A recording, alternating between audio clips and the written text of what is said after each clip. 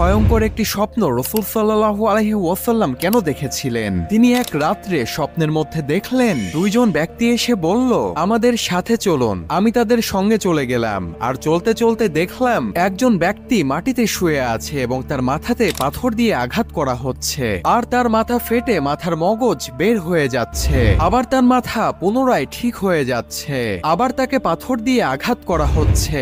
এমন ভাবে বারবার একই জিনিস চলতেই থাকছে। তখন রাসূল তার সাথে থাকা দুইজন ব্যক্তিকে জিজ্ঞাসা করলো, এই ব্যক্তির সাথে এগুলা কেন হচ্ছে? তখন সেই দুইজন ব্যক্তি কোনো উত্তর না দিয়ে বলল, সামনে চলুন, সামনে চলুন। তারা যখন সামনে চলতে লাগলো তখন তারা দেখলো একটি বিশাল বড় আগুনের চুলা, যেখানে আগুন দাউ দাউ করে জ্বলছে। সেখানে নারী ও পুরুষ উলঙ্গ অবস্থায় একসঙ্গে আঠার মতো লেগে আছে এবং তারা আগুনের যন্ত্রণায় চিৎকার করছে। তাদের সঙ্গে এমন কেন করা হচ্ছিল? পুরো ঘটনা জানতে সাবস্ক্রাইব করে কমেন্ট করুন পার্ট 2।